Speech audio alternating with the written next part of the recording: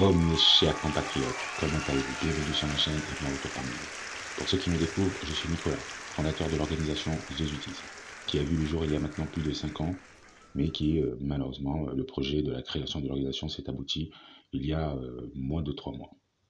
Alors l'ouverture des comptes via les réseaux sociaux sont en cours, hein, je vous tiendrai au courant le moment venu. Chaque chose en son temps, chaque compatriote, surtout n'en doutez point. Alors sachez encore une fois que le plaisir de pouvoir communiquer avec un large public à la fois est intense. J'ai toujours rêvé de ce jour, avoir un lien en commun avec vous va m'encourager dans mes ambitions. Merci à vous. Alors ensemble, nous avons vu mon sommaire concernant les divers thèmes que je traiterai dans mes vidéos prochainement. Pour ceux qui n'ont pas vu ma précédente vidéo, je vous invite à aller y faire un tour, ça coûte rien et en plus ça vous donnera un avant-goût du genre de contenu que vous allez rencontrer dans ma chaîne. Alors sans plus tarder, allez-y, ou alors vous pouvez aussi bien rester parmi nous puis jeter un coup d'œil un peu plus tard ou le moment venu. Chers amis, nous rencontrons en ce moment une période sombre de l'histoire du XXIe siècle. Douleur et souffrance accompagnent la majorité de la création, car l'enfer est aux aguets. Il s'est écroulé un laps de temps, déjà, où l'homme est devenu un sujet mentionnable sur toutes les langues. Son histoire et ses prouesses sont propulsées au-delà du réalisme, jusqu'à l'ombriamini, et dans son sens le plus sombre, bien sûr.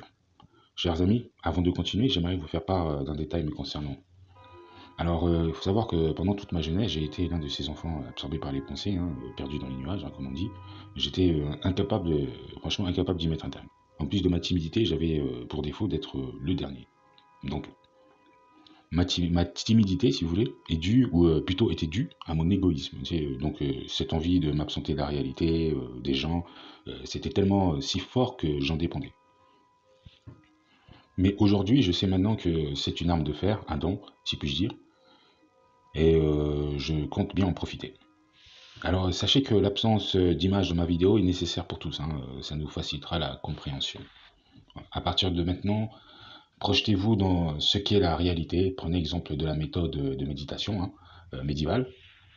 Par contre, cessez d'imaginer ou de chercher à entendre la nature, ça ne sert à rien et c'est en plus une pratique à faire danser les ânes ou à faire chanter les moutons, comme on dit, si vous voyez ce que je veux dire, bien sûr. Justement, le meilleur moyen de franchir la ligne, c'est de faire le vide et d'influencer sa personnalité intérieure, donc son moi intérieur, à ne plus penser, à ne plus vous divulguer d'informations qui puissent attirer votre attention ou ébranler votre curiosité. Faites le vide total et surtout ouvrez les yeux, ne les fermez pas. Voilà. Comme je l'ai toujours dit, les amis, la vie est un rêve, la mort s'en réveille. Imagineriez-vous la vie avant le début de l'univers, les amis? Évidemment, les amis, pour rassembler toute matière dans un point minuscule, que les lois de la physique quantique étaient déjà prescrites, en plus de ça, c'est qu'il y avait déjà du mouvement avant le Big Bang. À en croire l'expansion de la matière dans le vide, ça explique que le temps existait seulement depuis ce Big Bang. De la même manière, l'homme a inventé le processus ou mécanisme d'une puce informatique. De la manière même, ce point minutieux et complexe a été créé. Un commencement qui marquera l'histoire, étant donné que le déroulement d'une toute nouvelle forme de vie, faite de matière, se déplace dans un vide total et générant ce qu'on appelle le temps. Comme la puce informatique que j'ai citée en parabole, tout part d'un point vers un autre. Ce chemin tracé va procurer une chronologie d'étapes qui se succéderont jusqu'à un point fini. Dès lorsqu'il y a un début, il y a forcément une fin. Le temps est notre narration et fait partie de chacun de nous, nous en sommes reliés. Donc dans ce vide avant la vie, il y avait l'énergie et la matière. Et c'est cette énergie qui est responsable de cet assemblement entre la matière et l'antimatière, provoquant une explosion d'atomes, comme si on imagine deux aimants inversés ou parallèles, il y aura forcément répulsion, vous voyez. Donc sommes-nous capables d'imaginer que cette énergie a une conscience? Alors je vous laisse y répondre dans l'espace commentaire, les amis. Pour ma part, la réponse est exposée au grand jour, tel le jour pour chaque ami, avec preuve, telles sont les preuves de l'existence même d'une conscience à l'intelligence infinie et surréaliste qui manipule les mathématiques quantiques à sa guise. D'ailleurs, pour les amoureux de la science, cette énergie se trouvait déjà là dans l'espace primordial. Mieux encore, cette énergie alimente toutes sortes de formes de vie. C'est l'essence même de chaque cellule existante dans l'univers et dans chaque être vivant. Donc c'est ce qui donne la vie. Pour créer à partir de matière faite d'atomes, etc., et de toutes sortes de dangerosités pour tout être fait de matière, le responsable de ce Big Bang devait forcément être transparent ou diaphane, enfin vous voyez ce que je veux dire. Euh, voilà, transparent, je dirais. Et si on analyse minutieusement l'univers qui nous entoure, on peut trouver à chaque création les matières qui forment leur existence. Et si à cela on prend compte de cette énergie illuminante à sa manière, et qui était déjà présente dans l'espace primordial, en plus d'être à l'origine de l'assemblage entre la matière et l'antimatière, on peut facilement l'associer à un créateur, une forme de vie intelligente avec une conscience et un but. L'énergie magnétique qui émane de cette énergie créatrice serait un argument convenable pour expliquer la manière dont elle procède pour créer. Même au centre du point de l'expansion de l'univers, on y trouve cette énergie. Elle se trouve partout à la fois, c'est la lumière dans les ténèbres. Donc c'est vraiment quelque chose d'incroyable. Donc l'égoïsme de l'homme à ne pas croire à une existence créatrice supérieure qui établit les lois de la nature est plus ou moins compréhensible. Vous voyez, l'envie de se détacher des chaînes qui nous retiennent a toujours fait partie de nous. L'envie de se séparer des parents une fois adulte, puis de construire sa vie familiale, et une étape à franchir pour tous, évidemment. Une aventure qui a tout autant son intérêt. Et si dans cette belle aventure on y impose un régime à suivre et des interdits qui empêchent de croquer la vie à pleines dents, ça devient forcément un problème majeur. Dans notre époque, les activités socio-culturelles sont source d'éducation. Ces divertissements sociaux sont les seuls liens qui nous unissent et qui nous empêchent de nous entretuer. Certes, le mot est violent, mais c'est un fait et c'est la vérité. En plus de nous divertir, ces divertissements nous empêchent de contempler le monde autour de nous et de percevoir à quel point il n'y a point d'équilibre. En vérité, nous sommes dans un théâtre, tous comédiens les uns des autres, chacun dans le rôle qui lui est attribué, soit par intérêt ou inspiration. À l'écoute du metteur en scène, nous obéissons ses ordres.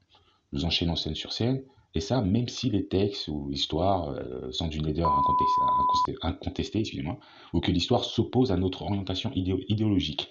Nous obéissons, tout de même. Pourquoi? Parce qu'on porte tous un intérêt en commun, qui est la récompense à notre travail. Voilà, la récompense de notre travail, donc notre salaire. Nous sommes ceux qui favorisent les manipulateurs, et puis nous aimons être manipulés. Nous sommes esclaves de la société. Est-ce un défaut? Je vous laisse y répondre.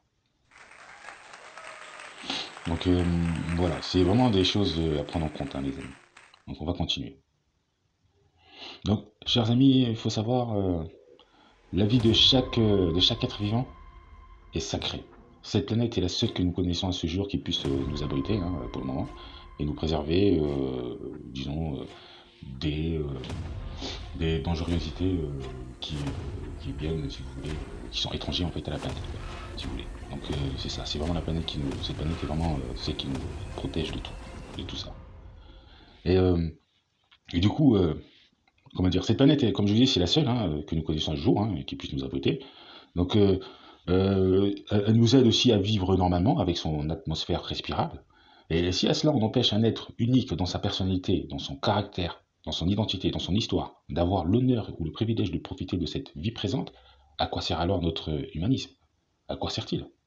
Répondez-y s'il vous plaît les amis. Aimer son prochain ne signifie pas l'aimer à proprement parler. La citation est trop complexe car il faut prendre en compte chaque proposition. On doit apprendre à se découvrir soi-même, à s'aimer, à faire face à son reflet. Et de cette manière, on s'ouvrira aux autres. Et alors, on tentera nous-mêmes de découvrir les autres en utilisant cette même méthode qui nous a permis de nous épanouir. En chacun de nous se trouve de l'amour. Malheureusement, notre orgueil nous conjure du contraire. Malheureusement. Nous devons dépasser les limites et chercher à voir par des paroles sobres et à travers notre prochain l'humanité qui sommeille au plus profond. Bien sûr, à condition qu'on nous ouvre la porte. Et si ça n'est pas le cas, ne nous attardons pas, les amis. Les paroles sont tel un poison qui, parfois, il faut un temps pour qu'elles agissent. Souhaiter le malheur ou négliger la souffrance d'autrui est un défaut. C'est un gros défaut dont il faut tenir compte et y faire un travail psychologique et se purifier, donc se soigner afin d'éviter les défectuosités qui risquent de s'aggraver au fil du temps et de provoquer des pathologies psychiatriques chroniques. Et oui, chers amis, l'absence de sentiments positifs sont clairement les symptômes d'un trouble de la réalité, puisque ça suscite chez le sujet l'absence même d'une manifestation d'amour. Et puis nous connaissons tous les amis, nous savons que chacun de nous éprouve des sentiments différents, de sa propre manière. Nous sommes identiques, étrangers, différents et uniques dans notre identité. Ne croyez pas que tout le monde réfléchit comme vous, ne soyez pas manipulés ou inférieurs, les amis, surtout pas. Sachez que la connaissance de la vie est importante pour élever son degré d'amour. Je ne sais pas si vous suivez, j'essaie vraiment d'être le plus compréhensible possible. Je pense que je vous détaillerai par écrit l'image qui m'a poussé à m'exprimer ainsi. Et puis sachez que dans les réseaux sociaux, justement, ce ne sont pas des vidéos qui seront postées, mais plutôt des textes. Des textes que je rédigerai, tout ça, et puis vous aurez l'occasion d'aller les lire. En tout cas, quand on a connaissance de l'univers, du monde, et du monde qui nous entoure, hein, et de toutes les créatures choisies et privilégiées par cette énergie créatrice pour vivre et jouer son rôle dans l'ordre naturel, on éprouve un genre d'amour nouveau, avec un degré élevé, et s'en suivra alors l'amour pour son prochain, la reconnaissance pour ce que nous offre aussi la vie, et une fascination pour chaque création et chaque créature. La vie est composée de chiffres qui se consument au fil de temps. Ces chiffres ont été installés dans la loi de la nature, pour une raison évidente. Interagir dans cette loi nécessite une vigilance, les amis. Car quoi qu'il en soit, il y aura des répercussions, un déséquilibre naturel, voire autre, et qui aboutira à un ou plusieurs problèmes. Tout comme dans une équation, si un chiffre est mal placé, le résultat sera négatif, hein, forcément, ou alors inapproprié. On pourrait, à l'aide d'un calcul différent, rattraper une faute pour obtenir le résultat souhaité, mais qu'en serait-il à la longue, selon vous? Répondez-y. Même les arbres vivent et ressentent de l'amour pour la vie. Pourquoi ne seraient-ils pas heureux de vivre avec les siens? Répondez-y. La valeur de la vie, c'est bon à connaître. Pas de valeur égale dans ce qu'on retrouve dans les trésors enfuis au plus profond de la mer, ni valeur égale dans ce que nos yeux ont contemplé avec fascination. Nul n'a plus de valeur que quiconque, ne l'oubliez jamais. Alors, chers amis, je vais maintenant vous laisser, vous retrouver dans un second épisode. J'ai tant à dire, malheureusement je suis limité par rapport à mes contenus dans la durée. C'est pourquoi j'ai décidé d'en faire plusieurs parties, afin de communiquer longuement avec vous et d'entrer plus profondément dans les détails. Mais évidemment avec retenue. J'ai le pressentiment que mes contenus pourraient être censurés ou boycottés, alors je préfère avancer pas à pas avec vigilance, méfiance. J'ose espérer que dans le futur nous serions vraiment plus nombreux. J'ai ce besoin précoce de faire part de mes connaissances, c'est plus fort que moi. Espérons qu'à l'avenir les gens s'intéresseront de près à ce genre de contenu. En tout cas, je vous embrasse les amis, et je vous dis à bientôt, chers compatriotes.